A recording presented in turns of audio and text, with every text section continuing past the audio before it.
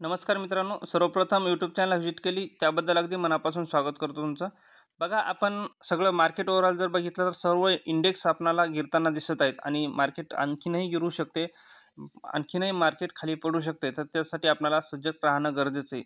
घाबरायची काहीही गरज नाही. आपले स्टॉक जरी खाली पडत असतील, तरी आपण विचार करू शकतो की सगळं मार्केट खाली पडायलं आहे, आपले ना की आपले फक्त स्टॉक खाली पडायले. तर घाबरण्यासारखं असं याच्यात काहीही नाही. उलट आपण ही अपॉर्च्युनिटी समजली पाहिजेत. निफ्टी 50चा जर विचार केला तर 21,616 पर्यंत निफ्टी खाली डाऊन दिसत आहे आपल्याला. जवळपास 1% पर्यंत एका दिवसामध्ये आपल्याला डाऊन दिसते. निफ्टी नेक्स्ट 50चा जर विचार केला तर 56,323 आणि पर्सेंटेजमध्ये जर विचार केला तर 1.93% पर्यंत आपल्याला खाली दिसते. म्हणजे जवळपास जवळपास आपल्याला 2% पर्यंत आपल्याला खाली दिसते.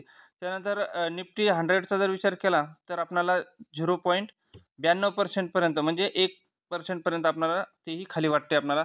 निफ्टी 200चा जर विचार केला तर तेही 1.25% पर्यंत आपल्याला निफ्टी खाली पडताना दिसून येते.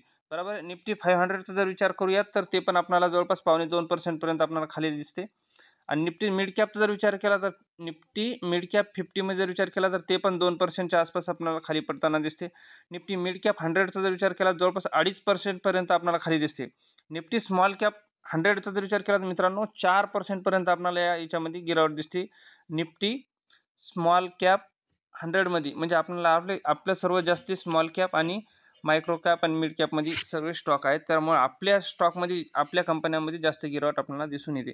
निफ्टी जर मिड कॅप 150मध्ये जर बघितलं तर तेही जवळपास आपल्याला 2.5%च्या आसपास आपल्याला गिरावट दिसते. आणि निफ्टी स्मॉल कॅप 50मध्ये जर बघितलं तर 3.5% पर्यंत आपल्याला गिरावट दिसते. आणि निफ्टी स्मॉल कॅप 250मध्ये जर बघितलं तर ते आपल्याला जवळपास 3.56 म्हणजे 3.5% पर्यंत त्याच्यामध्येही आपल्याला गिरावट दिसते. मित्रांनो, सर्व इंडेक्समध्ये आपल्याला जास्तीत जास्त गिरावट आपल्याला सर्व इंडेक्समध्ये दिसते. तर ही आपल्यासाठी अपॉर्च्युनिटी असू शकते. आपण इथे इन्व्हेस्टमेंट आणखीन ॲड आपली करू शकतो. तर आपल्याला घाबरण्यासारखं काहीही याच्यामध्ये नाही.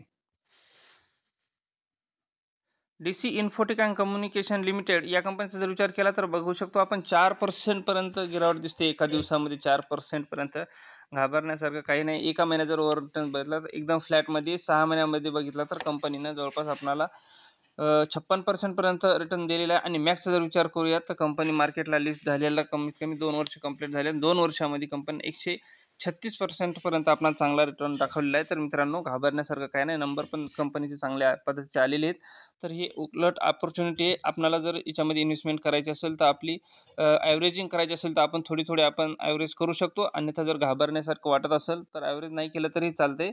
पण हा स्टॉक विकण्याची गलती करू नका. हा स्टॉक सेल करण्याची गलती करू नका. आपण लाँग टर्मसाठी हा स्टॉक आपण होल्ड करणार आहोत. तर हे सर्व इंडेक्स गिरत आहेत. तर अशा स्टॉकमध्ये आपल्याला याच्यामधून सेल व्हायचं नाही, याच्यामधून एक्झिट व्हायचं नाही. तर हा लाँग टर्मसाठी आपण असाच स्टॉक हा व्यवस्थित ठेवून देऊत.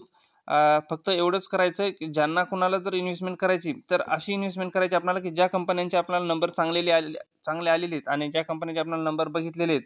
आता अशा स्टॉकमध्ये आपण ॲव्हरेजिंग करायची, अशा स्टॉकमध्ये आपण इन्व्हेस्टमेंट करायची. पण अशा सिच्युएशनमध्ये ज्या कंपन्यांचे नंबर खराब आलेले आहेत अशा कंपन्यांमध्ये आपण इन्व्हेस्टमेंट अशा ट्रेडला कधीच करायची नसते. त्यासाठी आपल्याला जर चांगला वाटत असेल, या स्टॉकचं रिझल्ट चांगल्या पद्धतीचे आले होते, तर मग आपण याच्यात थोडी आपली अमाऊंट ॲड करू शकतो आपण आणि लाँग टर्मसाठी चालू शकतो. तर घाबरण्यासारखं काही नाही. नेक्स्ट स्टॉकचा जर विचार केला किनस टेक्नॉलॉजी इंडिया, याच्याबद्दल आपण बरेच वेळेस डिस्कस केलेले बघू शकतो आपण. एका दिवसामध्ये जवळपास 2.25%च्या आसपासपर्यंत आपल्याला निगेटिव्ह रिटर्न दिसतोय. एका महिन्यात जर बघितलं तर 3% पर्यंत आणि 6 महिन्यामध्ये 62% पर्यंत. आणि मॅक्सचा जर विचार करूया तर 282% पर्यंत मार्केटला लिस्ट झालेली 2022ला कंपनी. म्हणजे 22 आणि 23 2 वर्षामध्ये कंपनीनं 282% पर्यंत रिटर्न दिला. तर आपण अशा छोट्याशा गिरावटला घाबरण्याचं काहीही कारण नाही. एकदम फ्लॅट आहे. फक्त 1 आणि 2 दिवसामध्ये जर मार्केटच पूर्ण इंडेक्स पडलं तर आपण असं घाबरायचं नाही. कारण की लाँग टर्मसाठी हा अशा स्टॉक आपण इन्व्हेस्टमेंट केलेली, अशा स्टॉकमध्ये आपल्याला लाँग टर्मसाठी चालायचं आहे. तर आपल्याला अजिबात अशा स्टॉकमध्ये घाबरायचं नाही. तर तुमच्याकडे हा स्टॉक असेल तर आपण लाँग टर्मसाठी हा स्टॉक होल्ड करू शकतो. तर बघा, जिके वायर लिमिटेड या कंपनीबद्दल बघूयात. करंट प्राईस जर बघितलं ₹113 करंट प्राईस आहे आणि एका दिवसामध्ये हा स्टॉक 5% पर्यंत निगेटिव्हमध्ये रिटर्न दाखवतो आपल्याला आणि याच्यामध्ये लोअर सर्किट लागताना आपल्याला दिसून येते, बरोबर आहे. तर असं एवढ्याशा लोअर सर्किटला आणि एवढ्याशा 1-2 दिवसाच्या याच्यामध्ये घाबरायचं नाही. लाँग टर्मसाठी जर बघितलं तर खूप चांगला पद्धतीचा स्टॉक आहे. एका महिन्यामध्ये जर विचार केला तर जवळपास 20% पर्यंत आणि 6 महिन्यामध्ये या कंपनीने 141% पर्यंत चांगला रिटर्न दाखवला आणि मॅक्समध्ये जर बघितलं 1400% आणि कंपनी मार्केटला लिफ्ट झालेला 2022-20 मध्ये कंपनी मार्केटला लिफ्ट झाली म्हणजे कंपनीला 3 वर्ष कंप्लीट झाले आणि 3 वर्षामध्ये एक जवळपास 1400% पर्यंत या कंपनीनं चांगला असा रिटर्न दाखवलेला आहे. तर आपण अशाच छोट्या कंपनीमध्ये आपण जास्त घाबरायचं नाही. तर ही 5% जरी आपल्याला लोअर सर्किट लागताना दिसत आहे, तरी पण कंपनी चांगल्या पद्धतीची तरी जोपर्यंत मार्केट चांगल्या पद्धतीने चालणार नाही, तोपर्यंत असे लोअर सर्किट वाटू शकते आणि अशा स्टॉकमध्ये का तर या स्टॉकनं बघू शकतो ना आपण 6 महिन्यामध्ये जर 141% जर रिटर्न दिला असेल आणि मागच्या 3 वर्षात जर 1400% जर रिटर्न दिला असेल, तर मित्रांनो साहजिकच आहे, ज्या लोकांनी इकडे इन्व्हेस्टमेंट केलेली हे लोक इथं प्रॉफिट करणारच ना. तर त्यासाठी इथं हा प्रॉफिट जर करताना हा स्टॉक आणखीन थोडासा खाली येऊ शकते. बऱ्यापैकी चांगला खाली हा स्टॉक येण्याची जास्त शक्यता आहे का तर याच्यामध्ये प्रॉफिट बुकिंग आहे. ज्या लोकांनी इथे इन्व्हेस्टमेंट केले ते लोक 100% इथं प्रॉफिट आपली बुकिंग करणारच आहेत. मग आपल्याला होल्ड करता आलं पाहिजे ना. आपल्याकडे जर हा स्टॉक असेल तर आपल्याला ॲव्हरेज करता आला असेल तर करू शकतो आपण. नाही जर आपल्याला ॲव्हरेज करायची जर भीती वाटत असेल तर आपण होल्ड करायचा. नाही याला विकायचंही नाही आणि याच्यामध्ये इन्व्हेस्टमेंटही नाही करायचं. तसा स्टॉक सोडून द्यायचा आणि लाँग टर्मसाठी सोडून द्यायचा. बरोबर आहे. तर ही गिरावट काही जास्त दिवसासाठी राहू शकत नाही. एक्सटर्नल आहे, इंटरनल नाही. गिरावट ही सर्वांसाठी सर्व इंडेक्स गिरतात. त्यामुळे आपल्याला अशा स्टॉकमधून आपल्याला एक्झिट व्हायचं नाही. असे कुठले स्टॉक आपण एक्झिट करणार. लाँग टर्मसाठी चालायचे तर आपण याच्यामध्ये होल्ड करू शकतो.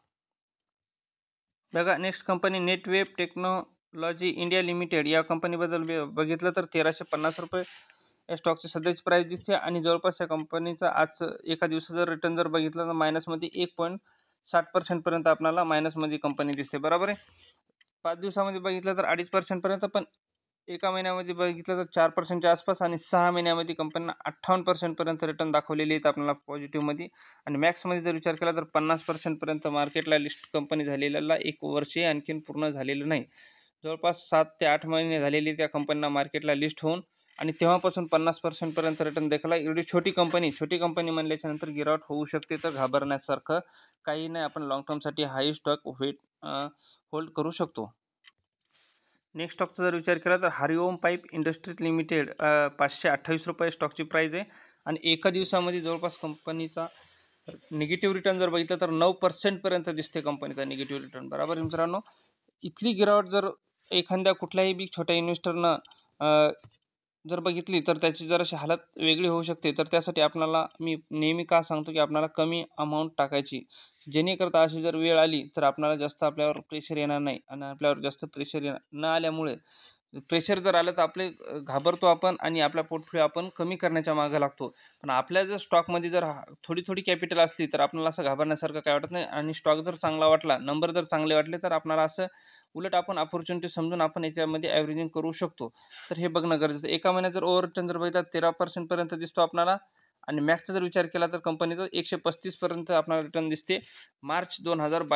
एप्रिल 2022 मध्ये कंपनी लिस्ट झालेली आणि तेव्हापासून या कंपनी 135 पर्यंत रिटर्न दिलेला आहे आणि आपल्याला हा स्टॉक आता आणखीनही डिस्काउंटला मिळू शकतो.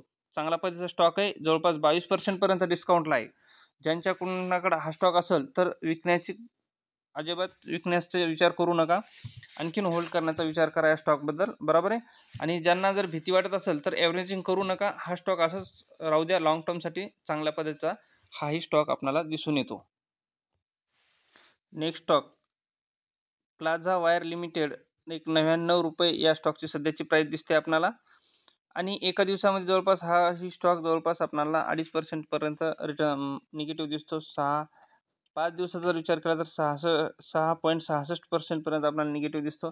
6 महिन्यामध्ये जर बघितलं तर कंपनीनं आपल्याला 24% पर्यंत रिटर्न पॉझिटिव्ह दाखवलेली आहे आणि मॅक्सचा जर विचार करूया तर 18%. एक वेळेस अशी होती की चांगला पद्धतीचा स्टॉक चालत होता. आता ह्या स्टॉकमध्ये पहिलीच ऑलरेडी गिरावट झालेली आणि स्मॉल कॅप एकदम छोटा स्टॉक आहे, तर आणखीन याच्यामध्येच होऊ शकते. जसं की इंडेक्स जर खाली पडत असतील, पूर्ण मार्केट जर खाली पडत असेल तर आणखीन छोट्या स्टॉकमध्ये आणखीन खाली छोटाले स्टॉक आणखीन खाली जास्त जाऊ शकतात. तर ते आपल्याला कळणं गरजेचं आहे. हाही स्टॉक तुम्हाला मी सजेस्ट केला होता. फंडामेंटल वगैरे सर्व आपण या स्टॉकचंही बघितलं होतं. पण आपण का बोललो होतो, तर छोटी कॅपिटल टाकायची, जेणेकरता असं जर मार्केटवर सिच्युएशन जर आली, तर आपण याच्यामध्ये नंतर परत आपण ॲव्हरेज करू शकतो किंवा आपल्याला जास्त फारसा असं आपल्याला काही फरक पडणार नाही किंवा आपल्यावर काही प्रेशर येणार नाही. अशा पद्धतीनं आपण पहिलंच सांगितलेलं होतं, की इन्व्हेस्टमेंट आपल्याला थोडी कॅपिटल टाकायची आणि लाँग टर्मसाठी सोडायचं. तर आपल्याकडे हा जो स्टॉक असेल, तर आपण होल्ड करावा. याला विकण्याचा काही विचार करू नका किंवा घाबरण्यासारखं काहीही नाही या स्टॉकमध्ये, बरोबर आहे. नेक्स्ट स्टॉकचा जर विचार केला तर 5 दिवसामध्ये जवळपास 3% पर्यंत आपल्याला मायनस दिसतो आणि 6 महिन्यामध्ये जर बघितलं तर 6% मध्ये आपल्याला मायनस दिसतो. मायनस स्टॉक दिसतो आपल्याला, पण प्लसमध्ये दिसत नाही. बघा, प्लसमध्ये जर विचार केला तर 6 महिन्यामध्ये कंपनीने जवळपास 300% पर्यंत रिटर्न दिलेले आहेत आणि जर मॅक्सचा जर विचार केला तर 382% पर्यंत आणि मार्केटला लीड झालेलं 1 वर्ष झालं कंपनीला आणि एका वर्षामध्ये 382% पर्यंत चांगलं रिटर्न दाखवलेले आहेत. एवढी छोटी कंपनी म्हणल्याच्यानंतर साहजिकच इथलं जर रिटर्न जर दाखवत असेल पॉझिटिव्ह प्लसमध्ये, तर मग अशी छोटी-मोठी जर गिरावट आली तर हा स्टॉक तेवढ्याच झपाट्यानं खालीही पण येऊ शकतो. कारण की ज्या लोकांनी खाली इन्व्हेस्टमेंट केलेली असे लोकं या स्टॉकमधून एक्झिट होतात. ते प्रॉफिट बुकिंग करतात, हे आपल्याला कळणं गरजेचं आहे.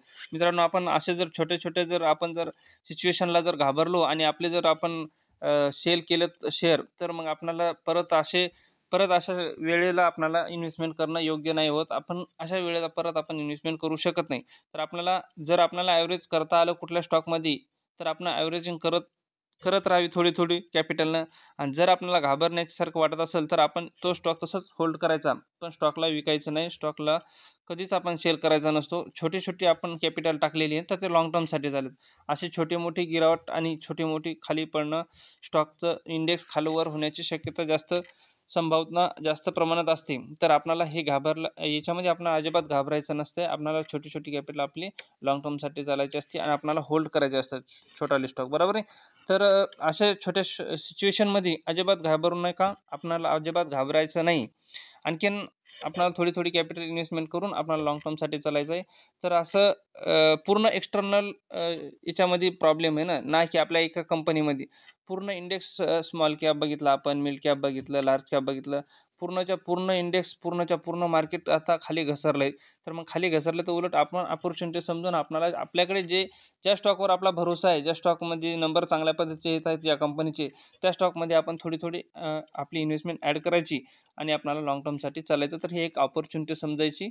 याच्यासाठी आपण कुठला स्टॉक आपण सेल करू नये आणि आपण कुठला स्टॉक आपण विक्री करू नये. मित्रांनो, आणखीन जर आपल्याला जे आपल्या स्टॉकवर ज्या नजर आहे, तर आपण आणखीन आपल्या अशा स्टॉकमध्ये आपण अशी अपॉर्च्युनिटी समजून थोडी-थोडी, 1-1, 2-2 क्वांटिटी घेऊन आपण ॲड करून ठेवावी. तर आपण लाँग टर्मसाठी अशा छोट्या-छोट्या स्टॉकसोबत चालू शकतो. इंडेक्स जर चांगल्या पद्धतीनं जर खाली जर गिरताना दिसत असेल, तर आपल्या स्मॉल कॅप आणखीन जास्त गिरताना दिसतात. इंडेक्स जर कमी प्रमाणात जर 1% जर गिरत असेल, निफ्टी 50 जर आता आपले स्मॉल कॅप 3%, 4% पर्यंत दिसतात आणि तेच जर निफ्टी 50 जर 1% प्लसमध्ये जर दिसते, तर आपले 3%, 4%, 5%, 6% आपली ही तेजीमध्ये असते. कधीही आपण स्मॉल कॅपवाले आपण काय असतो, स्मॉल कॅप, मायक्रो कॅपवाले आपण एकतर मार्केट वाढताना आपण पुढं असतो आणि मार्केट पडतानाही सुद्धा आपण जास्त मागं असतो, बरोबर आहे. तर म्हणजे जास्त आपण पुढं असतो. मार्केट थोडं जरी पडलं तर आपण कंपनीचे आपले स्टॉक जास्त पडताना दिसतात आणि मार्केट चांगल्या पद्धतीने जर चाललं, थोडंफार मार्केटमध्ये तेजी आली, तर आपली तेजी त्याच्यापेक्षाही जास्त असू शकते, हे आपल्या लक्षात असणं गरजेचं आहे. मित्रांनो, तुम्हाला व्हिडिओ कसा वाटला मला कमेंट करून नक्की कळवा. आपण नेक्स्ट व्हिडिओमध्ये भेटू. तोपर्यंत जय हिंद, जय महाराष्ट्र.